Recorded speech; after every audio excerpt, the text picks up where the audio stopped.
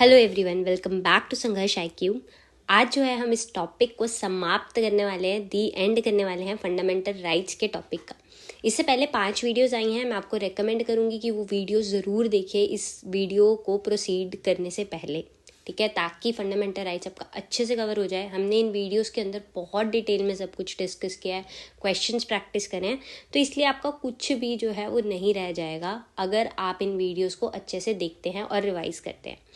तो ये video start करने से पहले मैं फंडामेंटल राइट्स की बात करने से पहले सिर्फ नॉर्मल राइट्स की बात करना चाहूँगी। देखो, हमारी कॉन्स्टिट्यूशन के अंदर क्या है कि हमारे राइट्स तो इन्फोर्सेबल हैं, बट हमारी ड्यूटीज़ जो हैं वो इन्फोर्सेबल नहीं हैं। बट रियल लाइफ में आप सबको हमेशा एक बात याद रखनी है कि आपको आपकी ड्यूटीज़ को पूरे मन से, पूरे सच्चे मन से पूरा करना है, ताकि आप अपने राइट्स को डिमांड कर सकें। अभी ये जो रिसेंटली पंजाब के अंदर 73 ईयर्स ओल्ड अपनी मदर को एक बेटा, उनका ग्रैंडसन जो रोज़ मार दाड़ हो रही है उनके साथ प्रॉपर्टी के लिए एंड एवरीथिंग, जो भी हो रहा है, हरास किया जा रहा है, उन्हें इलीगली कन्फाइन करके रखा जा रहा है। तो वो सारी चीज़ें क्या है, देखो, आपको राइट उस मदर के पास राइट टू मेंटेनेंस है, सन की ड्यूटी है टू मेंटेन, बट उस सन ने उस ड्यूटी को पूरा नहीं किया। इवन हमारे देखो पुराने शास्त्र हो गए या सब कुछ हो गए, वहाँ पे तो पहली बात करी जाती है कि पेरेंट्स की रिस्पेक्ट करना। हमारी तो पूरा जो ट्रेडिशन है, हमारा जो कल्चर है, वो ही इन चीज़ों के ऊपर बेस्ड है। तो हमें अपनी लाइफ में हमेशा अपनी ड्यूटीज़ पहले पूरी करनी है। धर्म, हमारा जो धर्म है, कर्म हमारा है ना, सब कुछ हमारे तो फिलॉसफी ही धर्म और कर्म के ऊपर बेस्ड है, और धर्मा तो ड्यूटीज़ के ऊपर ही बेस्ड है। तो अगर आप अपना धर्म अच्छे से पूरा कर रहे हैं, आपके कर्म अच्छे हैं, तो लाइफ में आपके साथ सब कुछ वैसे ही अच्छा होगा। तो चलो, इनफ अबाउट द फिलॉसफी, अब हम फंडामेंटल राइट्स के टॉपिक पे आते हैं। तो without wasting any time, let's start this video. तो सबसे पहले हम बात करें तो हमने सारे राइट्स जो है डिस्कस कर चुके हैं, बट हमारे 4 आर्टिकल्स बचे, आर्टिकल 32, 33, 34 एंड 35। हम इनको एक एक बार करके सबको डिटेल में देखते हैं अब। बट अभी के लिए आपको सिर्फ इतना पता होना चाहिए कि आर्टिकल 32 के अंदर जो है कॉन्स्टिट्यूशनल रेमेडीज़ है, 33 जो है वो मेंबर्स ऑफ आर्म्ड फोर्सेस के ऊपर रिस्ट्रिक्शंस हैं कि कैसे फंडामेंटल राइट्स उनके ऊपर अप्लाई नहीं होते, सारे एज इट इज़। 34 के अंदर मार्शल लॉ की बात करी गई है, और 35 एम्पावर करता है पार्लियामेंट को लॉज बनाने के लिए फंडामेंटल राइट्स के ऊपर। तो आर्टिकल 32 की बात करें, यहाँ पे constitutional remedies for the enforcement of fundamental rights की बात करी गई है। देखो, आपको इतने सारे राइट्स दे दिए, हमने देखा कि कैसे आर्टिकल 14 से हमारे फंडामेंटल राइट्स शुरू हुए, आर्टिकल 31 तक हमारे फंडामेंटल राइट्स चलते रहे। 2 अब नहीं है, चलो, राइट टू प्रॉपर्टी हमारे पास, बट चलो, जो भी हमारे पास सारे राइट्स हैं, हमने उन सबको अच्छे से डिस्कस किया। बट उन राइट्स का पेपर पे होने का कोई पॉइंट ही नहीं है अगर उनको इन्फोर्स नहीं किया जा सकता। मैं आपको जितने मर्जी राइट दे दूँ, सब कुछ दे दूँ, बट अगर उन राइट्स की कोई एनफोर्सेबिलिटी नहीं है तो उनका कोई भी पॉइंट नहीं है। That is why the most important article is article 32, क्योंकि ये इन राइट्स को एनफोर्स करता है, और अगर वायलेट हो रहे हैं ये राइट्स तो उनके लिए रेमेडीज़ प्रोवाइड करता है, ठीक है। कहने को तो राइट्स कब से चले आ रहे हैं, but there was no enforceability. तो अगर एनफोर्सेबिलिटी ही नहीं थी तो उन राइट्स का कोई पॉइंट ही नहीं था। तो यहाँ पे क्या है कि आर्टिकल 32 के अंदर आप डायरेक्टली सुप्रीम कोर्ट के पास जा सकते हो, आप लोअर कोर्ट के पास, हाई कोर्ट के पास भी आप जा सकते हो आर्टिकल 226 के अंदर, बट आर्टिकल 32 के अंदर आप डायरेक्टली सुप्रीम कोर्ट जा सकते हो अगर आपका कोई भी फंडामेंटल राइट वायलेट हो रहा है। क्लॉज 2 जो है वो पावर देता है सुप्रीम कोर्ट को कि वो इशू कर सकता है रिट्स और ऑर्डर्स इन दिस डायरेक्शन। अब रिट्स 5 तरह की कौन सी, हैबिस कॉर्पस, मैंडेमस, प्रोहिबिशन, कोवरेंटो, सर्शियरारी, ये हम सारी एक एक करके डिटेल में देखेंगे। इन सब को एनफोर्समेंट ऑफ ये राइट्स, फंडामेंटल राइट्स के लिए इस पार्ट के अंदर जो है इशू किया जा सकता है। साथ ही क्लॉज 3 के अंदर वेरी इंपॉर्टेंट, इसके ऊपर क्वेश्चन बन सकता है, पार्लियामेंट लॉ के through, parliament by law enact करना पड़ेगा, और उसके बाद वो एम्पावर कर सकती है अदर कोर्ट, किसी भी कोर्ट को, कि वो अपनी लोकल लिमिट्स के बीच में यही पावर, सेम पावर, रिट्स की और ऑर्डर्स वाली जो ये सेम पावर है, इसको एक्सरसाइज कर सकती है, जैसे कि सुप्रीम कोर्ट कर रही है, ठीक है। तो पार्लियामेंट के पास पावर है कि वो किसी और कोर्ट को भी सेम पावर्स दे सकती है, और फिर वो कोर्ट भी ऑर्डर्स इन रिट्स जो है इशू कर सकते हैं, ठीक है। और एक बात और कि ये जो राइट गारंटीड है दिस आर्टिकल के अंदर, उसको सस्पेंड नहीं करना है except as otherwise provided for by this constitution. Unless constitution कहीं पे प्रोवाइड कर रहा है, कोई ऐसी सिचुएशन है, अदरवाइज ये सस्पेंड नहीं होगा।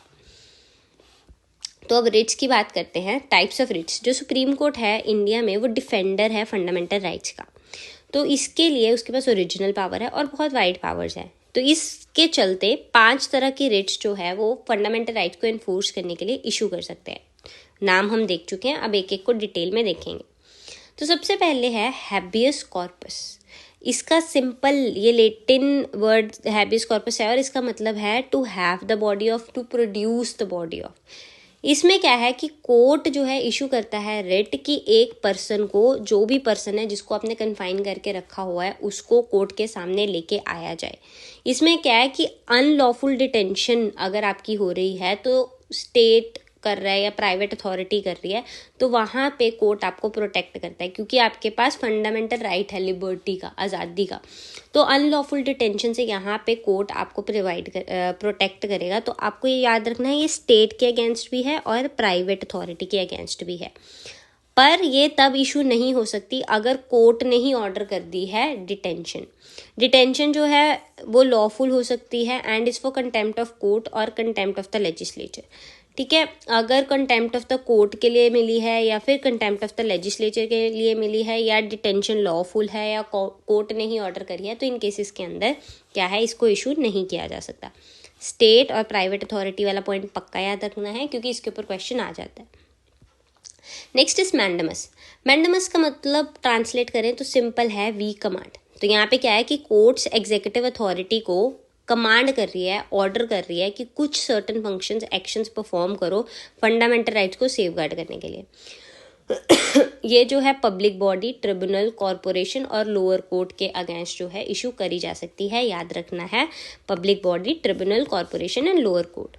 Following points must be noted. ये जो है can not be issued against private individual और ऑर्गेनाइजेशन। ठीक है, तो कैन नॉट, प्राइवेट इंडिविजुअल या ऑर्गेनाइजेशन के अगेंस्ट नहीं जाएगी। It can not be issue to enforce departmental instructions that are not backed statutorily. ठीक है, तो अगर कोई भी डिपार्टमेंट के अंदर आपके रूल्स हैं या कुछ इंस्ट्रक्शंस हैं, उनको एनफोर्स करने के लिए नहीं चलाया जा सकता। It can not be issued against constitutional office of president और गवर्नर। प्रेसिडेंट और गवर्नर को भी जो कोर्ट है वो किसी भी तरह के ऑर्डर या कमांड्स नहीं दे सकती। तो ये चीज़ें आपको याद रखनी है। ठीक है, तो this is mandamus. Next is prohibition. Prohibition होती है टू फॉरबिड, रोकना किसी चीज़ से। तो prohibition writs are issued by higher courts.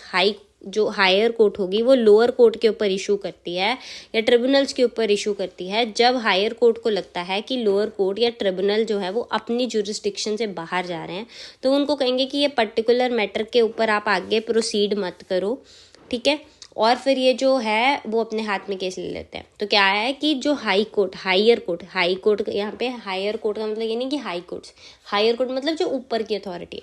तो जो ऊपर की अथॉरिटी वाले कोर्ट हैं वो नीचे की अथॉरिटी वाले कोर्ट्स को या ट्रिब्यूनल्स को ये बोल सकते हैं कि ये जो फॉलोइंग मतलब जो भी मैटर आपके पास आया है इसके ऊपर आपकी जुरिस्डिक्शन नहीं बनती है, इसीलिए आपको प्रोहिबिट किया जाता है, फोरबिड किया जाता है प्रोसीड करने के लिए। ठीक है, तो ओनली लोअर कोर्ट्स या ट्रिब्यूनल्स के अगेंस्ट इसको इशू किया जा सकता है। Same is सर्शियरी। इसमें क्या है कि हायर कोर्ट लोअर कोर्ट या ट्रिब्यूनल को कहता है कि या तो आप हमें ट्रांसफ़र कर दो जो भी केस आपके पास पेंडिंग है, या फिर squash the order of the latter in a case on the grounds of excess of jurisdiction और लैक ऑफ जुरिस्डिक्शन और एरर ऑफ लॉ। ठीक है, तो क्या है कि हायर कोर्ट लोअर कोर्ट को कह रहा है कि जो भी भाई आपके पास ये केस चल रहा है आप रहने दो, आपकी जुरिस्डिक्शन में है नहीं, तो ये केस आप हमें ट्रांसफ़र कर दो। या फिर लोअर कोर्ट ने अगर कोई भी जजमेंट दे दी है या ऑर्डर पास कर दिया है तो ये बोल देते हैं कि जी नहीं, ऐसा तो नहीं हो सकता, हम देखेंगे कि क्या होगा। ठीक है, तो it can be issued against judicial, quasi judicial authorities and administrative authority. याद रखना है, judicial, quasi judicial and administrative authority. It is also not available against legislative bodies and private individuals. फिर से वही बात, ना तो लेजिस्लेटिव बॉडीज ना ही प्राइवेट इंडिविजुअल्स या बॉडीज़ के ऊपर ये एप्लीकेबल है। हायर कोर्ट लोअर कोर्ट को बोल रही है कि भाई तुम्हारे बस की बात नहीं है, हमें ट्रांसफ़र करो। ठीक है, या फिर अगर उन्होंने कोई जजमेंट दे दिया, कोई ऑर्डर दे दिया, तो भाई ऐसे नहीं होना, हम देखेंगे क्या होगा। तो certiorari is this. Next is quo warranto. Quo warranto क्या है? इसको बोलते हैं बाय व्हाट अथॉरिटी और वारंट। किस अथॉरिटी से, किस वारंट से आपने ये चीज़ करी है या आप यहाँ पे बैठे हो। Clearly it is issued by the court to prevent the usurpation of public offices when it violates the fundamental rights of the people. Using this एक कोर्ट जो है questions a claim of an individual over a public office. अब for example एक बंदा है, उसको किसी post के ऊपर बिठा दिया, तो कोर्ट पूछता है कि भाई आप किस अथॉरिटी से यहाँ पे बैठे हो, या आपको यहाँ पे किसने बिठाया है, आपने ये पावर एक्सरसाइज करी तो भाई किस अथॉरिटी से करी। तो ये सारी पावर्स जो है कोर्ट को कोवरेंटो में दी गई है। ये जो है पब्लिक ऑफिसेस के अगेंस्ट इशू की जाती है, जो कि स्टैचुटरली मतलब लॉ के अंडर बने हैं या कॉन्स्टिट्यूशन के अंडर बने हैं, and it can not be issued against ministerial office. Ministerial office के अगेंस्ट इसको इशू नहीं किया जा सकता। यहाँ पे कोर्ट क्या पूछता है कि आपकी अथॉरिटी क्या है, कोवरेंटो। ठीक है, तो ये चीज़ें याद रखना है। पब्लिक ऑफिसेस जो कि लॉ के थ्रू बने हैं या कॉन्स्टिट्यूशन के अंडर बने हैं, पर मिनिस्टीरियल ऑफिस के ऊपर ये नहीं चलती। Next is article 33, restrictions on fundamental rights of members of armed forces. तो यहाँ पे बच्चे क्या है, इतनी सी बात है कि जो पावर ऑफ पार्लियामेंट है टू मॉडिफाई द राइट्स, वो ये पार्ट दे रहा है in their application etcetera.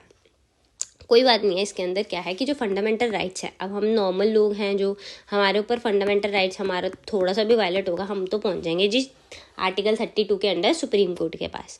But जो आर्म्ड फोर्सेस में है, जब अगर आप आर्मी ज्वाइन कर रहे हो है ना, या कोई सीक्रेट फोर्सेस ऐसी ज्वाइन कर रहे हो, तो ये जो मेंबर्स हैं इनको क्योंकि पब्लिक ऑर्डर वगैरह मैनेज करना है, ये सब कुछ करना है, तो इनकी कुछ चीज़ें जो हैं, इसलिए फंडामेंटल राइट्स इनके ऊपर एज इट इज़ अप्लाई नहीं होते। पार्लियामेंट जो है बाय लॉ डिटर्मिन कर सकता है कि किस एक्सटेंट तक वो पार्ट उनके ऊपर अप्लाई करना है, कहाँ पे नहीं करना। ठीक है, ये कौन से हो गए, मेंबर्स ऑफ आर्म फोर्सेज हो गए, members of forces charged with maintenance of public order हो गया, या पर्सन्स जो कि इन एनी ब्यूरो या ऑर्गेनाइजेशन जो कि स्टेट ने इंटेलिजेंस या काउंटर इंटेलिजेंस के लिए बनाई है, या जो भी लोग जो है टेलीकम्युनिकेशन सिस्टम्स के लिए हो गए, ये हो गया, फिर से फोर्स ब्यूरो वगैरह हो गया, इनके ऊपर रिस्ट्रिक्शंस लगाई जा सकती है ताकि ये अच्छे से अपनी ड्यूटीज़ को डिस्चार्ज करें, डिसिप्लिन अपने अंदर मेंटेन करके रखें। तो इनके लिए इनके ऊपर रिस्ट्रिक्शन लगाई जा सकती है।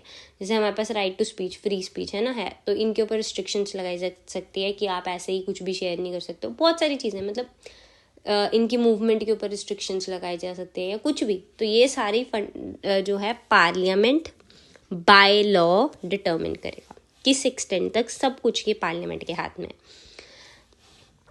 Next is article 34, restriction of fundamental rights while martial law is in force in any area. अब क्या है, देखो किसी एरिया के अंदर अगर लॉ एंड ऑर्डर की सिचुएशन बहुत ख़राब हो जाए, इतनी ख़राब हो जाए कि आर्मी को बुलाना पड़े, तो इस केस में क्या होता है, वहाँ पे मार्शल लॉ अप्लाई हो जाएगा। तो जब मार्शल लॉ है किसी एरिया के अंदर, ठीक है, किसी भी पार्ट के अंदर, तो पार्लियामेंट क्या है, वो इंडेमनीफाई कर सकता है पर्सन को, जो भी यूनियन या स्टेट या कोई भी पर्सन जो भी वो काम कर रहे हैं, किस लिए काम कर रहे हैं, अगर वो maintenance and restoration of order वापस लेके आने के लिए, लॉ एंड ऑर्डर को वापस से मेंटेन करने के लिए किसी भी एरिया के अंदर कुछ भी काम कर रहे हैं जहाँ पे मार्शल लॉ फोर्स में है, तो वो उस सेंटेंस को मतलब उस काम को, उनका उस एक्शन को इंडेमनीफाई कर सकते हैं। मतलब क्या है कि अगर फॉर एग्जांपल वो कुछ ऐसा कर रहे हैं, जैसे अब मैं फॉर एग्जांपल कि अब नॉर्मली क्या है कि आप ऐसे तो किसी को शूट नहीं कर सकते हो, कुछ नहीं कर सकते हो, बट लॉ एंड ऑर्डर की सिचुएशन को कंट्रोल करने के लिए अगर ऐसा कुछ भी हो रहा है जो दूसरे लोगों के राइट्स को वायलेट कर रहा है, तो पार्लियामेंट यहाँ पे बाय लॉ इंडेमनीफाई कर सकता है उन लोगों को। ठीक है, नेक्स्ट इज आर्टिकल 35। आर्टिकल 35 क्या है, पार्लियामेंट को पावर देता है कि आप लॉज बना सकते हो फंडामेंटल राइट्स के ऊपर। इसमें क्या है, legislation to give effect to the provision of this part. ठीक है, तो यहाँ पे क्या है, पार्लियामेंट के पास पावर होगी, लेजिस्लेचर ऑफ स्टेट के पास नहीं होगी ये पावर। ठीक है, तो सिर्फ पार्लियामेंट के पास पावर है इसके ऊपर लॉ बनाने के लिए, कि वो इन आर्टिकल्स के ऊपर लॉ बना सकता है, प्रिस्क्राइब कर सकता है पनिशमेंट को, ऑफेंसेस बना सकता है अगर आप कोई भी चीज़, ठीक है, अगर इनके अगेंस्ट कर रहे हो, सब कुछ। ये सारी जो भी पावर है हमारी किसके पास है, पार्लियामेंट के पास। इसके अंदर आपने सिर्फ इतनी सी बात समझनी है कि पार्लियामेंट के पास पावर है, बाकी का कुछ आपको इतना डिटेल में जाने की ज़रूरत नहीं है। चलो अब फटाफट से क्वेश्चंस देख लेते हैं और इसको ख़त्म करते हैं। Which of the following writs is said to be the guarantor of personal freedom. Personal freedom की गारंटर कौन सी? अभी आप बताओ, लिबर्टी के लिए या फ्रीडम के लिए हमने कौन सा देखा था? तो हैबियस कॉर्पस देखा था, ठीक है। Next is the power to issue writs by the Supreme Court has been envisaged under which of the following articles? तो आर्टिकल 32, आर्टिकल 226 में हाई कोर्ट्स के पास सेम पावर है। Next is which of the following articles restricts the fundamental rights of martial law? तो कौन सा था?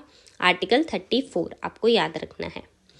विच article did doctor B R Ambedkar term as heart and soul of Indian constitution? Very important, क्योंकि ये चीज़ आपसे पूछी जा सकती है। तो आर्टिकल 32, ये यहाँ पे गलत हो गया है, आर्टिकल 32 है heart and soul of Indian constitution, not this one, ठीक है। तो आर्टिकल 32 को उन्होंने बोला था कि हार्ट एंड सोल है इंडियन कॉन्स्टिट्यूशन का, क्योंकि अगर ये नहीं होगा तो फंडामेंटल राइट्स आप जितने मर्जी देते रहो, उनका there is no point. Paper के ऊपर कोई चीज़ है, अगर उसको इम्प्लीमेंट ही नहीं कर सकते हैं, एनफोर्स ही नहीं करवा सकते और वायलेट हो रहा है, तो आप मतलब आपके पास कोई रेमेडी अवेलेबल नहीं है, तो उसका कोई पर्पस नहीं है।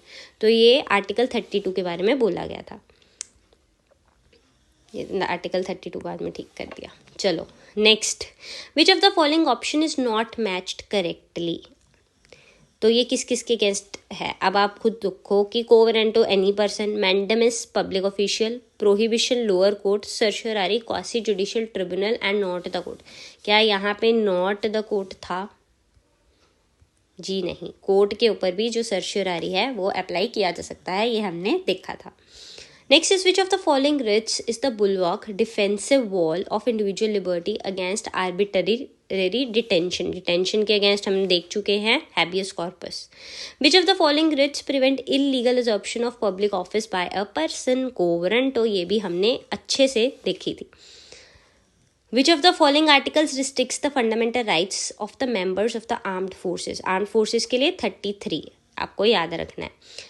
When an officer does not perform his duty, Supreme Court and High Court has the power to issue a writ of। अगर आप अपनी ड्यूटी अच्छे से नहीं परफॉर्म कर रहे तो क्या बोलेंगे? वी कमांड कर रहे हैं, ऑर्डर कर रहे हैं, तो वी कमांड क्या है? मैंडेमस।